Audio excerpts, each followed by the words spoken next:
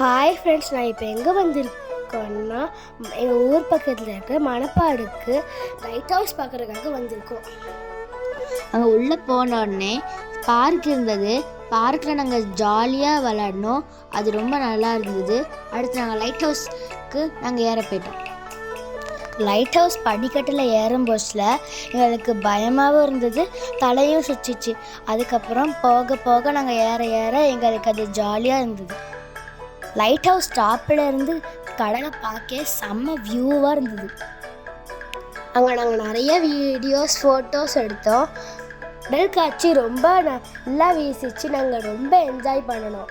அப்புறம் நாங்கள் கடற்கரைக்கு போகலான்னு கீழே இறங்கிட்டோம். கீழே இறங்கும் போச்சில் அது ஈஸியாக இருந்துச்சு எங்களுக்கு. அப்புறம் லைட் ஹவுஸ் பின்னாடி இருக்கிற கொகை கோயிலுக்கு போய் நிறைய சுற்றி பார்த்தோம். அது நல்லா இருந்துச்சு. கொஞ்ச நேரம் டைம் ஸ்பெண்ட் பண்ணிவிட்டு கடற்கரைக்கு நடந்து போனோம். நடந்து போகிற வழியில் ஒரு பெரிய கடல் இறந்து கிடந்துச்சு. அதை நாங்கள் பார்த்தோம்.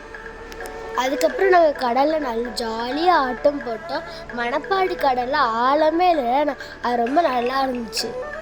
நீங்களும் தூத்துக்குடி மாவட்டத்துக்கு வந்தால் மணப்பாடுக்கு வந்து என்ஜாய் பண்ணுங்கள்.